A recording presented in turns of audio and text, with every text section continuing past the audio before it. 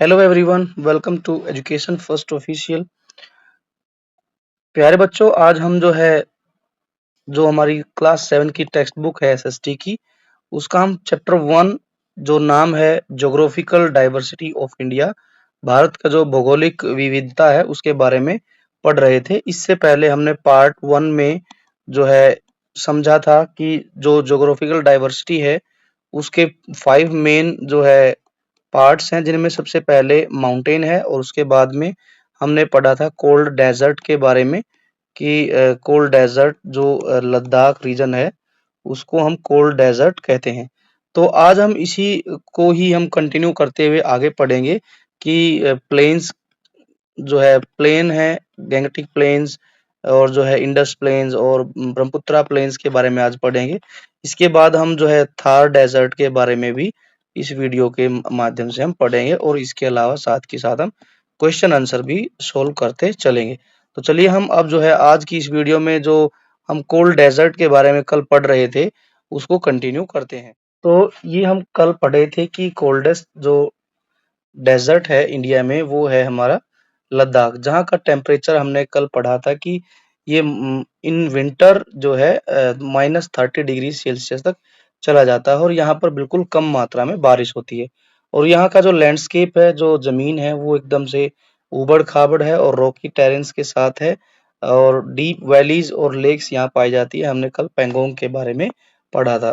Pangong lake जो है ये यहाँ नीचे दिखाई गई है। This one is Pangong lake. अब इसके अलावा और क्या-क्या मिलता है हम देखते हैं कि यहाँ जो पाई जाती है are made largely of sand and clays. यहाँ के जो माउंटेन्स हैं, माउंटेन्स जो बने हुए हैं, ये बने हुए हैं सैंड के और जो है क्ले मिट्टी के और जो है रेत के पहाड़ हैं यहाँ पर।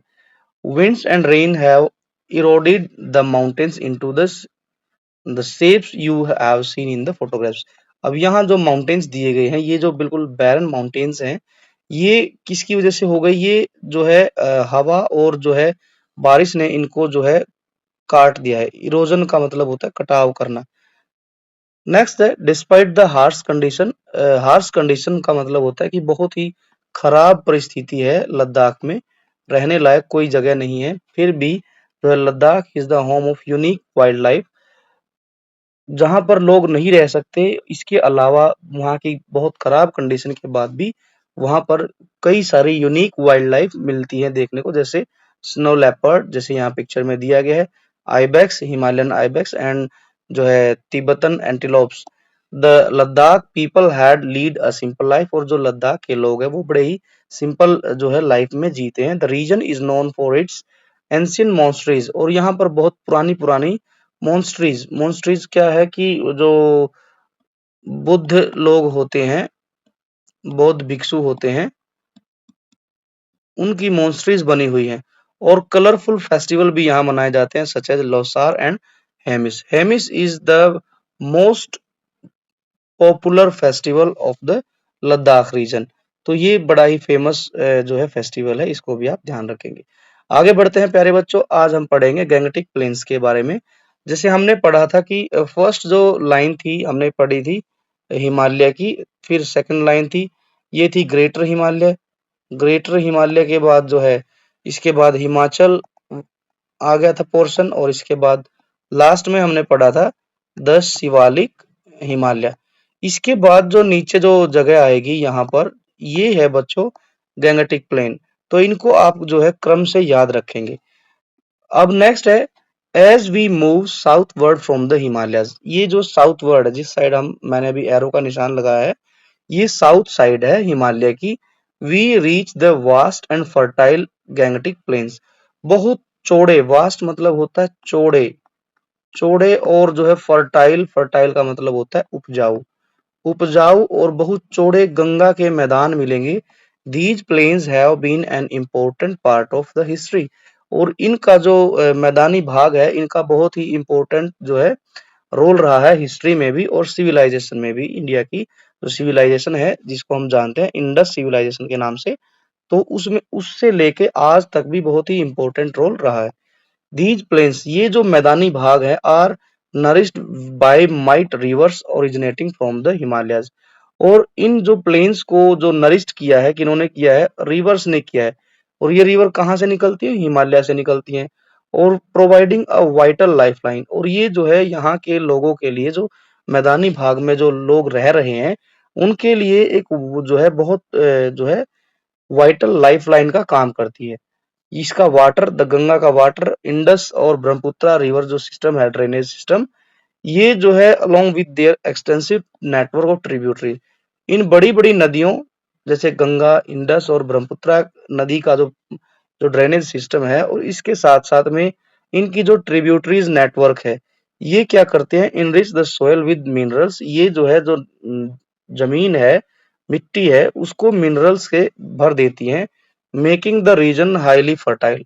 और जो ये मिनरल्स नदियां अपने साथ लेके आती हैं और मैदानी भागों में छोड़ देती हैं, तो इसकी वजह से यहाँ की जो लैंड है वो बहुत फर्टाइल हो जाती है और आइडल फॉर एग्रीकल्चर, और एग्रीकल्चर के लिए बहुत ही आइडल बन जाती है।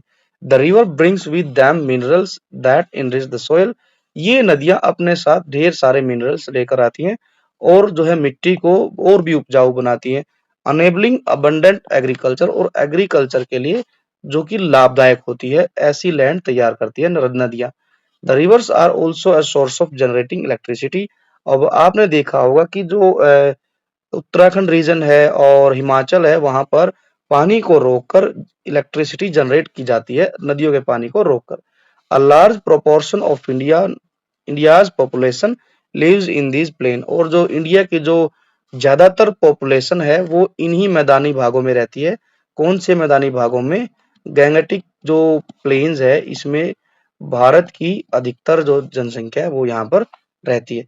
जैसे यहाँ पर कुछ पिक्चर दिखाई गई है कि ये जो आप खेत देख रहे हैं, ये गैंगेटिक प्लेन है। ये दिल्ली का जो व्यू देख पा रहे हैं यहाँ पर, यहाँ लिखा है multi cropping of Uttar Pradesh, और इधर rural women working in paddy fields in the West Bengal.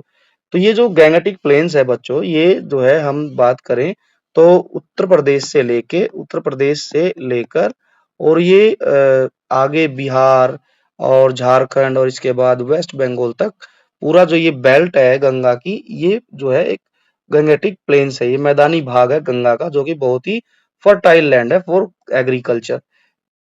आप देखेंगे तो ज्यादातर इस रीजन में एग्रीकल्चर ही मेन जो है व्यवसाय है इनकम का। The flat land of the northern plains, जो फ्लैट लैंड है, फ्लैट लैंड का मतलब होता है जो समतल जमीन है नॉर्दर्न प्लेन्स की, has allowed for the development of N elaborate transportation network. अब यहाँ की जो समतल जमीन है, फ्लैट जो लैंड है नॉर्दर्न प्लेन्स की, उसने क्या उसकी फ्लैट लैंड होने के कारण यहाँ पर जो है बड़ी मात्रा में जो है ट्रांसपोर्टेशन नेटवर्क भी डेवलप हुआ है। जैसे रोड बने और इसके अलावा railway network facilitate the movements of the people. अब रोड और रेल नेटवर्क आने से यहाँ पर लोगों की आवाजाही बढ़ी, सुविधाएं बढ़ी, और goods over the long distance, और लंबी दूरी तक लोग मूवमेंट करते हैं, आते जाते हैं और अपना सामान लेकर जाते हैं। As you will see the tapestry of the past chapter, the Ganga, the Brahmaputra and the river have been used for millennia of the trade and traveler। यहाँ जो बात की गई है कि जो गंगा है, ब्रह्मपुत्र है और भी जो नदियां हैं, उनका सदियों से यूज होता रहा है, किसके लिए? ट्रैवल ट्रैवल के लिए, यात्रा के लिए और जो है व्यापार के लिए। जैसा कि आप पिक्चर में देख पाएंगे, ये जो रेलवे ट्रैक बना है, ये भी जो है गैंगेटिक प्लेन्स मैदानी भागों में बना है। और जो है गंगा नदी में आप ध्यान देंगे तो यहाँ पर बहुत सारी बोटिंग और जो है शिपिंग फैसिलिटी भी अवेलेबल है, विशेषकर इन वेस्ट बंगाल। ठीक है, तो ये मोड्स ऑफ ट्रांसपोर्ट है जो गंगा के प्लेन्स में यूज किए जाते हैं। अब क्या है? मोस्ट रिवर्स नेम जो है वो गोडेस पे है। गोडेसेस मतलब कि देवियों पर नाम रखे गए हैं। ठीक है, देवियों के नाम पे हैं, जैसे Ganga, Yamuna and Kaveri etcetera. The name of Brahmaputra, Brahmaputra जो नदी है उसका नाम जो है वो है the son of Brahma. This river gets bigger during summer instead of drying up. जो ब्रह्मपुत्र नदी है उसका नाम पड़ा है भगवान के नाम पर। बाकी सारे नदियों के नाम जो है वो भारतीय जो परंपरा में देवियों के नाम पर रखा गया है। ब्रह्मपुत्र का मतलब होता है सन ऑफ ब्रह्मा। और ये जो नदी है वो जो गर्मी का जो मौसम होता है उसमें बहुत बड़ी हो जाती है। ये जो है बच्चों यहाँ जो पिक्चर दी गई है ये सैटेलाइट जो है इमेज ली गई है हमारे इंडिया की। और इसके अलावा यहाँ बात की जाए तो ये लंगूर है, ग्रे लंगूर जो पाया जाता है बांधवगढ़ नेशनल पार्क एमपी में। और ये मैजेस्टिक टाइगर है, टाइगर पाया जाता है। ये भी बांधवगढ़ और एमपी में ज्यादातर टाइगर पाए जाते हैं।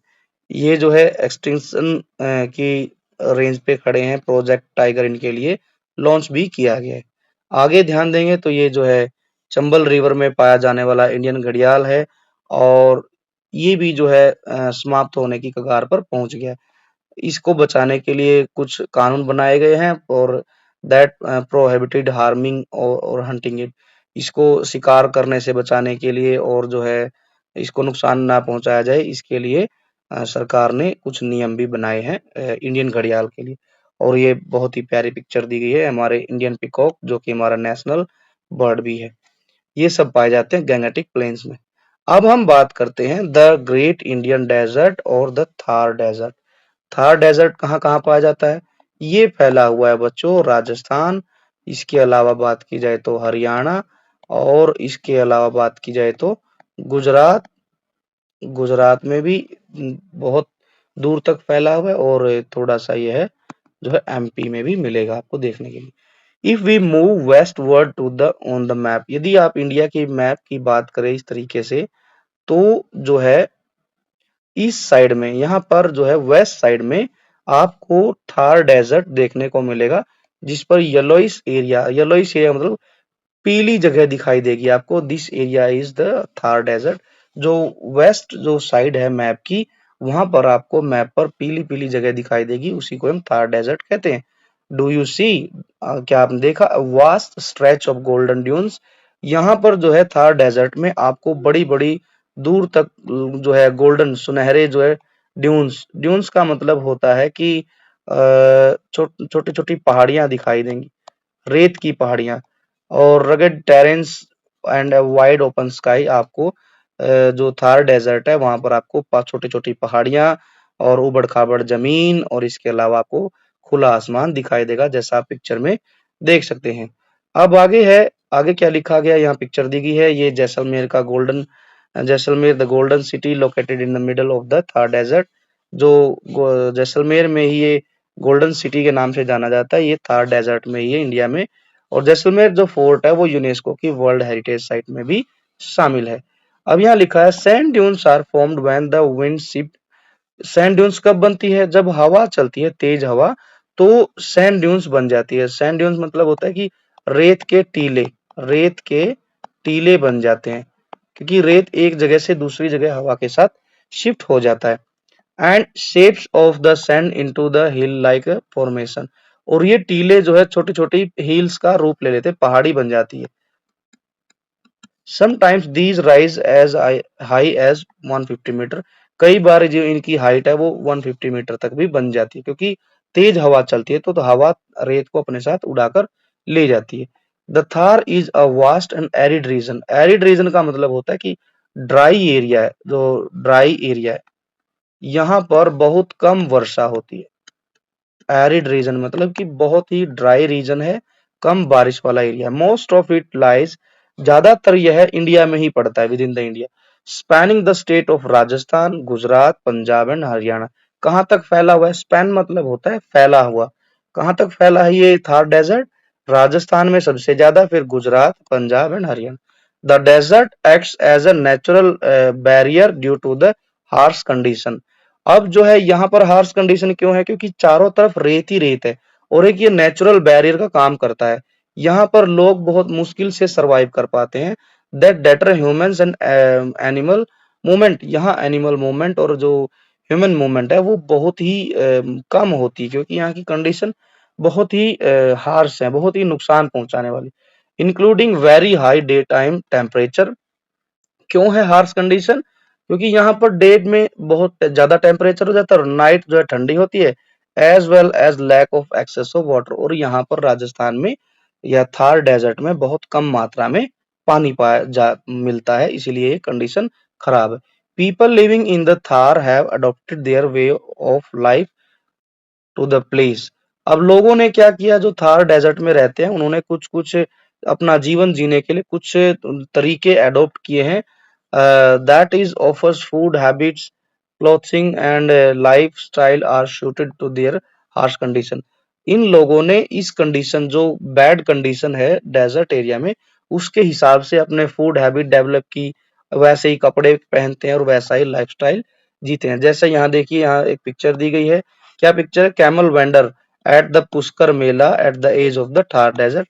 पुष्कर में जो है कैमल जो है फेस्टिवल मनाया जाता है, मेला लगता है वहां पर पुष्कर में। तो वहां लोग जो है, बहुत लोग अपने अपने ऊंट लेके आते हैं वेंडर्स सेल करने के लिए। अब यहाँ देखिए एक पिक्चर दी गई। क्या पिक्चर है यहाँ पर? पिक्चर में यहाँ there are so many womens जो कि पानी लेके जा रही हैं। यहाँ लिखा लेफ्ट में women फैचिंग water from the source far away from the home.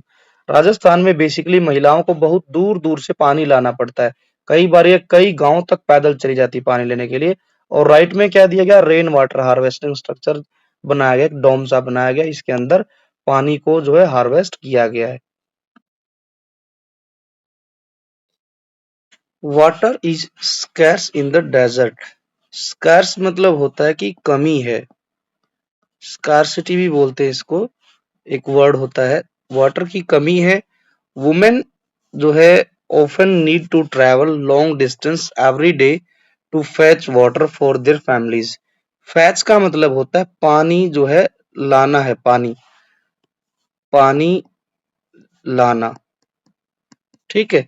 तो जो राजस्थान की जो महिलाएं हैं उनको डेली जो है लॉन्ग डिस्टेंस जो है ट्रेवल करना पड़ता है पानी लाने के लिए for their families. So the traditional method of cleaning utensils is to scour them with sands. अब ये क्या करती हैं? पानी की बचत करने के लिए, ये बर्तनों को साफ करने के लिए, क्लीनिंग यूटेंसिल्स बर्तनों को साफ करने के लिए ट्रेडिशनल मेथड यूज करती हैं। क्या करती है? Scour them with sand. उन्हें जो है बर्तनों को रेत से रगड़ देती हैं। अनटिल दे आर क्लीन, जब तक वे बिल्कुल साफ सुथरे नहीं हो जाते हैं। A little water can be used for a light rinse. और जो है पानी जो बच जाता है, थोड़ा सा भी पानी यूज हो जाता है लाइट रिंस के लिए, the water used for rinsing to reuse for purpose like watering a plant. अब जो है जो पानी बच गया, the water use for rinsing. Rinsing मतलब की है कि जो पानी हमने बर्तन धोने में यूज किया या किसी और पर्पज के लिए यूज किया था, तो हम उसको रीयूज भी कर सकते हैं पौधों में पानी डालकर। So the next time you leave the tap running, यहाँ ये समझाया गया, नेक्स्ट टाइम आपने ध्यान रखना है क्या? जब भी आप कभी टैप को खुला छोड़ देते हैं, remember the people of the Thar desert, तो आप तभी ध्यान करना कि हमारे ही भाई बहन जो थार डेजर्ट में रहते हैं वे किस तरीके से पानी का यूज करते हैं। Rajasthan is also famous for its Angénieux water conservation method. Rajasthan जो है बहुत ही फेमस है। इंजीनियस का मतलब होता है बहुत ही सरल और आसान, आसान तरीके से राजस्थान में जो हमारे भाई बहन रहते हैं वे बच्चों पानी को कंजर्व करते हैं। कंजर्व मतलब होता है संरक्षित रखते हैं, बचाते हैं, पानी का बचत करते हैं वे बहुत ही सरल तरीके से यूज करके।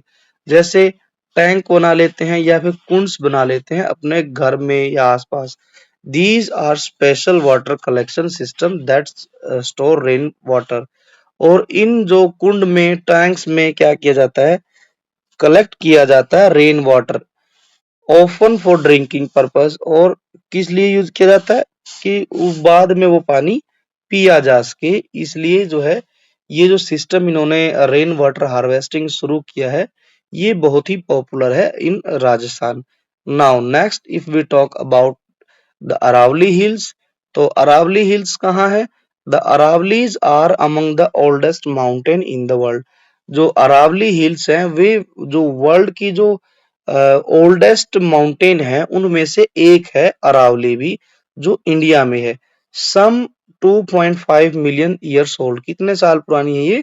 कम से कम भी 2.5 मिलियन ईयर ओल्ड है। The range has many peaks, और इस अरावली हिल्स में ढेर सारी पीक्स भी हैं, चोटियां भी हैं, और जो है ये रेजेस भी है। रेजेस का मतलब होता है खाइयां भी है, यहाँ पर खाई भी है और चोटियां भी है। ऑल दो its peak highest peak is mount Abu, और जो अरावली हिल्स की सबसे ऊंची जो चोटी है वो है mount Abu towers at 1700 meters. सबसे हाईएस्ट जो पीक है उसका नाम है माउंट आबू, और इसकी हाइट है 1700। Most of its hills are between 300 to 900 meter high. जो ज्यादातर जो अरावली की जो पीक है, चोटी है ऊंची ऊंची, उनकी हाइट है 300 मीटर से 900 मीटर तक। Is not it fascinating that a drive of 4.5 hours can take us। यहाँ लिखा है कि बड़ी ही आश्चर्य की बात नहीं है कि एक ड्राइव, ड्राइव मतलब एक लॉन्ग ड्राइव है 4 घंटे और आधे मिनट की, 4.5 hours की, वो क्या करेगी? From mount Abu in the Aravallis to Jodhpur in the Thar desert, a drive into completely different geography. यदि आप जो है 4 hour and 30 minute की एक ड्राइव करते हैं तो आप जो है देखेंगे, क्या देखेंगे? माउंट आबू से लेके जोधपुर तक आपको दो अलग अलग डिफरेंट ज्योग्राफी देखने को मिलेगी। क्या क्या? जैसे आ, ये है हमारा ऊपर जो पिक्चर दी गई है ये है माउंट आबू, और इधर जो ये पिक्चर दी गई है ये है हमारी जोधपुर की है ये। ठीक है। माउंट आबू में आपको जो है ग्रीनरी देखने को मिलेगी, पेड़ पौधे, जो है लेक्स देखने को मिलेंगी, पहाड़ियां देखने को मिलेगी। बट जोधपुर में जैसे ही जाओगे आप तो वहां पर जो है थार डेजर्ट है। आपको हर जगह जो है येलोइस एरिया मीन्स की पीली जो है रीजन, पीला क्षेत्र दिखाई देगा, क्योंकि वहां हर जगह रेत है। तो राजस्थान में ही आप जो है दो डिफरेंट जो है ज्योग्राफिकल कंडीशन देख पाएंगे। अब है, आप जो है पॉलिटिकल मैप पे क्या करेंगे? जो राजस्थान का जो थार डेजर्ट है उसको आप मार्क करेंगे, दिल्ली टू राजस्थान, हरियाणा एंड गुजरात। अब नेक्स्ट क्या लिखा है अरावलीज के बारे में? जो अरावलीज है वो play a vital role in shaping of geography. Geography में, इंडिया की ज्योग्राफी में अरावली जो माउंटेन रेंज है उसका एक वाइटल रोल है, बहुत ही बड़ा रोल है। वाइटल रोल का मतलब होता है बहुत बड़ी भूमिका है, अहम भूमिका है, इम्पोर्टेंट रोल है। And the climate of the north eastern India, और इसी की वजह से, अरावली की वजह से ही जो नॉर्थ वेस्ट इंडिया है, ठीक है, राजस्थान हरियाणा की तरफ के क्लाइमेट भी इसी की वजह से बनता है। One of its most important function is acting as a natural barrier. ये भी क्या करती है? ये भी एक नेचुरल बैरियर है जो हमें बचाती है, किससे? The Thar desert from expanding further eastward.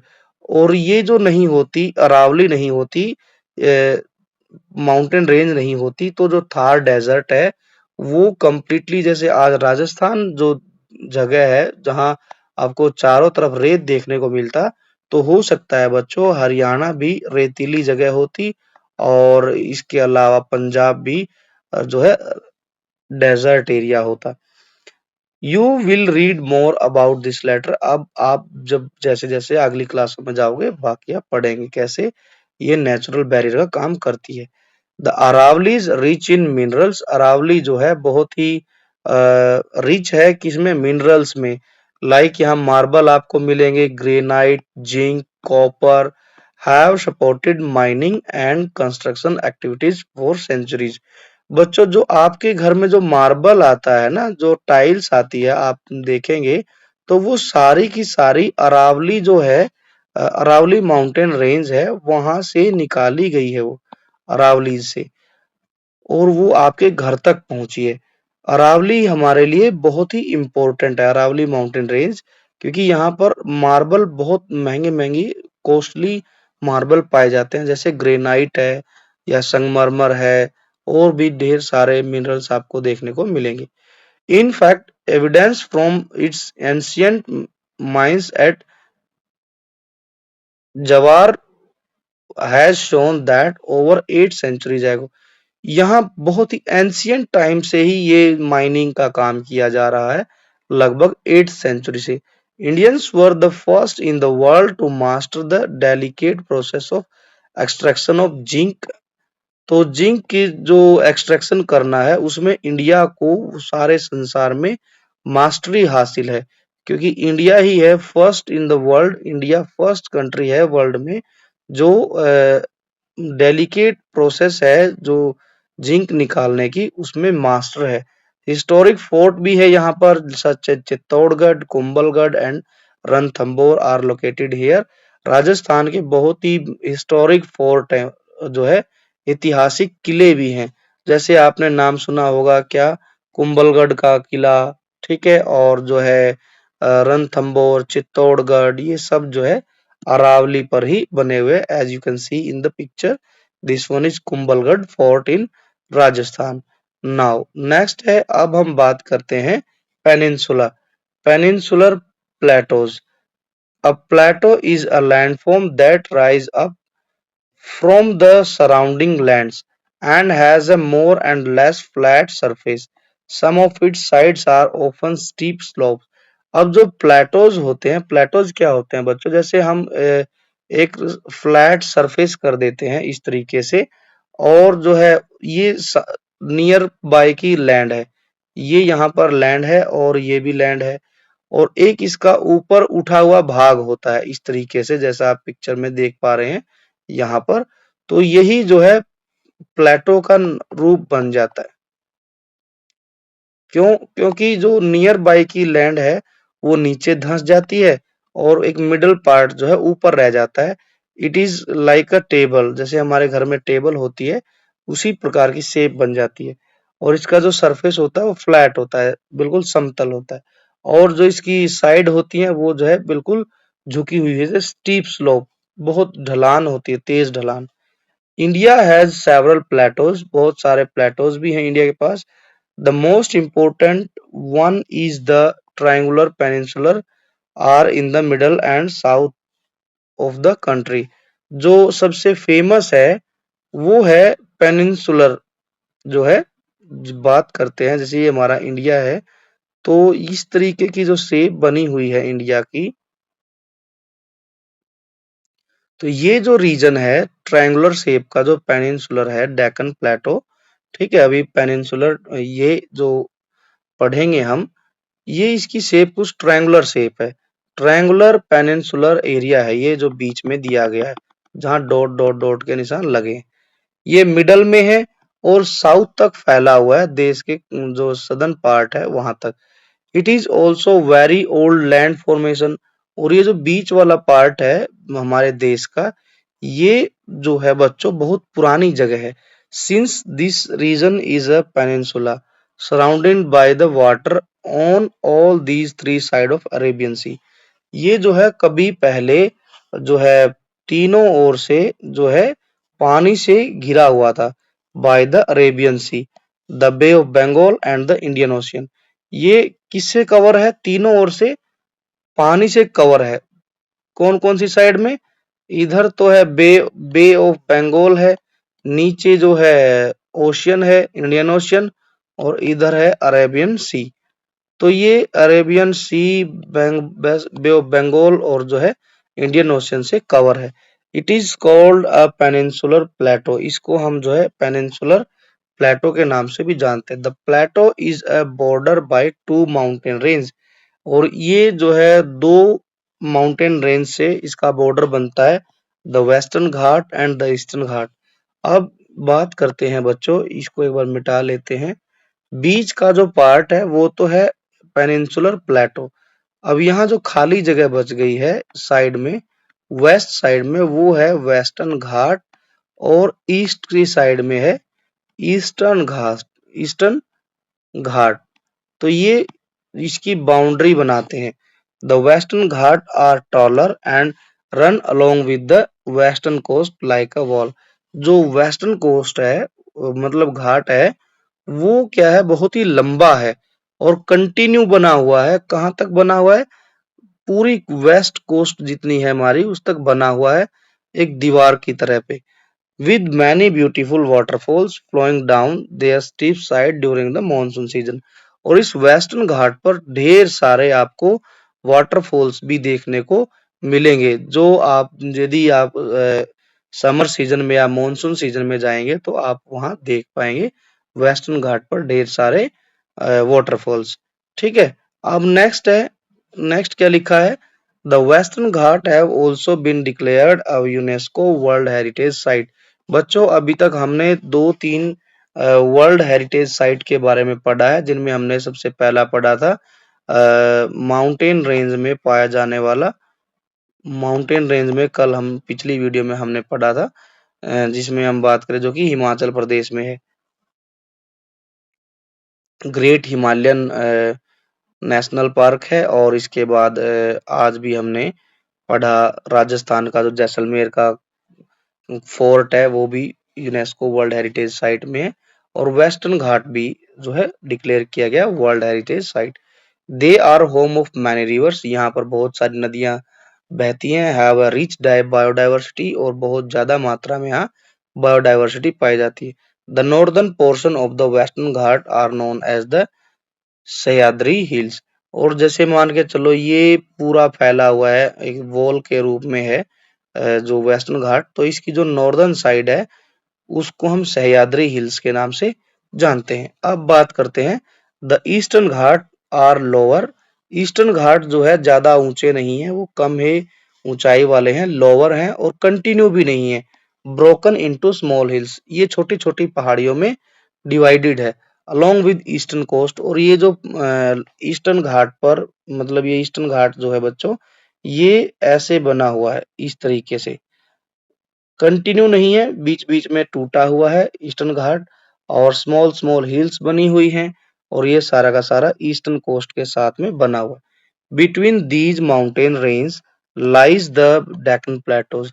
अब इन्हीं लाइनों के बीच में, जैसे इधर ईस्टर्न कोस्ट है वेस्टर्न कोस्ट है, इन्हीं दोनों के बीच में है Deccan plateau, a vast area of flat highland, और ये जो है मेन लैंड से बहुत ऊपर उठा हुआ है। The river like Godavari, Krishna and Kaveri flows across the plateau from the west to east। अब इधर से बच्चों नदियां निकलती हैं, कई सारी नदियां, जैसे बात की जाए तो इधर से नदियां निकलती हैं गोदावरी, कृष्णा एंड कावेरी। ये नदियां वेस्ट से निकलती हैं और ईस्ट साइड में बे ऑफ बंगाल में मिल जाती है।